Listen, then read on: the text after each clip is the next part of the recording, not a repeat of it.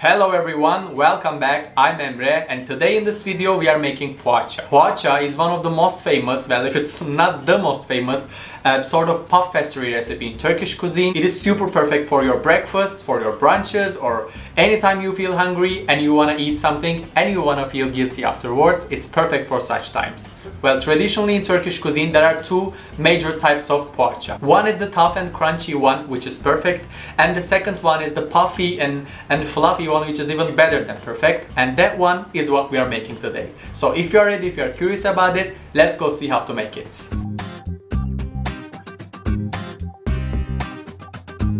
So it's super easy to make this dough. All I'm gonna do is just to put all the ingredients inside this this cup or whatever it is called, and I'm just gonna knead them for 10 to 15 minutes and it's going to be ready. What I'm using is actually a mixture of two different kinds of flours. This side it's 250 grams of white all-purpose plain flour, and this side it's 250 grams of whole wheat flour. I love to mix them. Whole wheat has a perfect texture that I love, especially in this kind of recipes. But when you use only whole wheat flour, then you do not get that perfect fluffy result. So it's always best to mix it with plain flour. So I'm just gonna put it into my pot. I'm gonna make a small well in the middle of the flours. I am going to put the milk.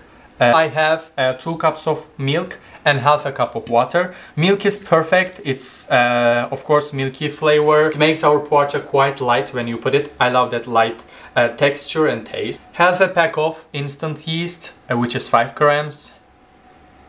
To activate the yeast, 1 tablespoon, and also to support the taste of poğaça, of course, 1 tablespoon of granulated sugar, 3 tablespoons of sunflower oil. You can use any kind of liquid oil that you have or that you like. It can be canola oil, it can be olive oil, it can be any kind of oil.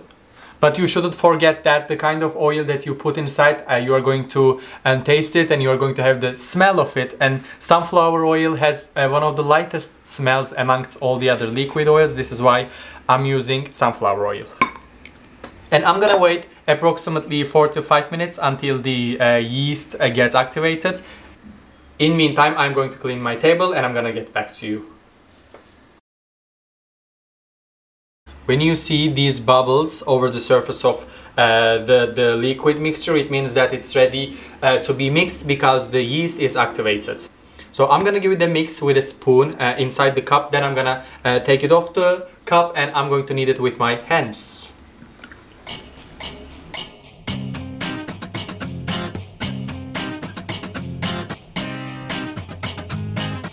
I'm done with mixing the dough inside the cup. I sprinkled some flour on it so I can easily take it out. And I am going to sprinkle some flour over over my table. I always have some extra flour here just in case I might need it. And I am going to take the dough out over my table.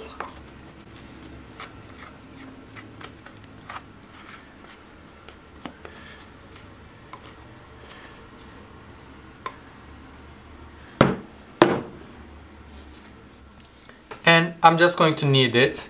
When I'm kneading, I always try to do movements like folding the dough. And another technique is just to rise your dough with your hands from the sides. Put this one side over the desk and fold it over.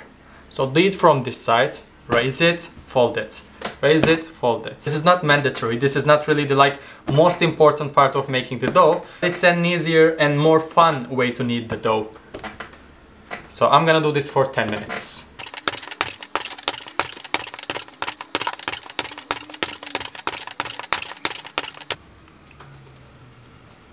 Came back with some extra things because I forgot to put some salt. After you start kneading it, when it sort of gets into a shape of a dough, you need to add salt, but I'm so sorry about that. I forgot it. I did it, but you shouldn't do it. So I put the salt now, 1 tablespoon. I am going to brush it over the dough with my hands again, and I am going to knead it for an extra 5 minutes so it gets into the dough perfectly, and I am going to leave it to rest for 1 hour.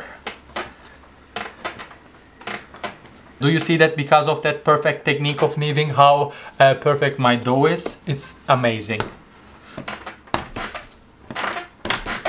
I think I'm done now. I managed to sprinkle all the salt equally inside the dough. So now it can go to that warm place for 1 hour for resting. And while the dough is resting, I can prepare the filling. Well, it's not even a preparation, it's super easy. What I've got here is 100 grams of white cheese and only like 10 or 12 stalks of parsley. Parsley is the most cultural, is the most authentic and original filling ingredient in Turkish cuisine. But you can use mint, you can use dill, you can use the green parts of fennel and basil, whatever you have, whatever you like, they all will work. Also for the cheese, I'm using white cheese, but you can use emmental cheese, you can use cheddar if you like, you can use feta, you can use yellow cheese, ricotta will be perfect, whatever you have, whatever you like again. So what I'm going to do is just to smash the cheese with a fork. So it can be...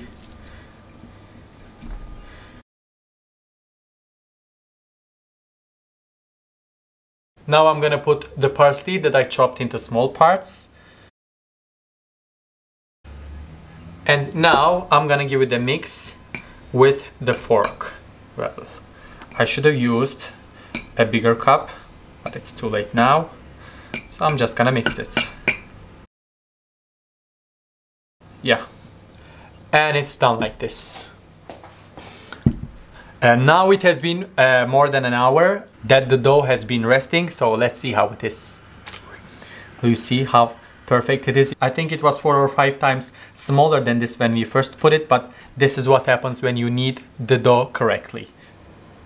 So what I'm going to do now is just to take some of the air inside the dough out, because we are putting it in a warm place to rise up, to put more air inside it to activate the yeast. But we do not actually need that much air, because now while we are cooking it, it is going to get that air back inside the dough. So I am going to take a piece, let's say as big as a walnut like this, and I am going to shape it into a ball like this, and I'm gonna roll it out inside the palm of my hand, let's say as big as the center of my palm.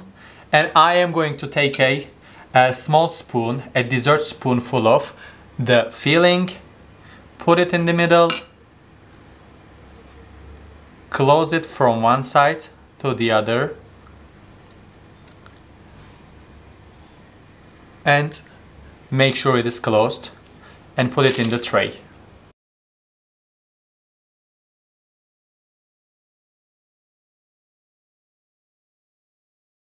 Because the dough is super sticky, because you know it's super soft, so you might want to oil your hands a little with any kind of liquid oil, but I don't think I need it right now, so I'm gonna continue like this. But just keep that in mind, that you can oil your hands a little.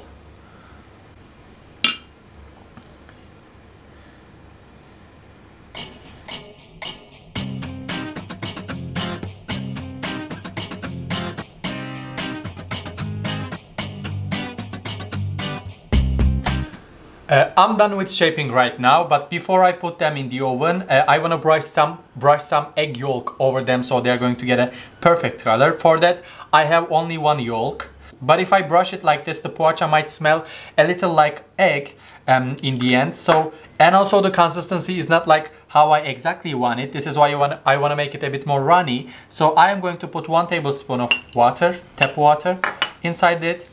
I'm gonna give it a whisk. Just with the brush, it's okay. So this is the consistency that I was seeking out, and I am going to spread it with the brush on the poğaça.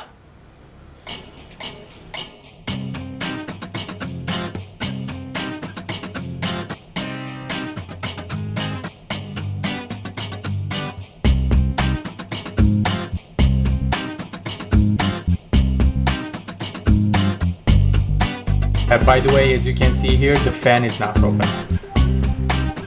It's been 30 minutes in the oven. Some of them opened in the oven, unfortunately, but it's alright. They look quite well. Look at the color, and I want to show you how puffy they are, but I cannot touch them right now, so I'm gonna be back to you in a few seconds. So they cooled down and they are perfectly ready to be eaten, and I just want to show you how puffy they are. Do you see this? Or maybe I need to show it to you like this. See? It's seriously like a sponge.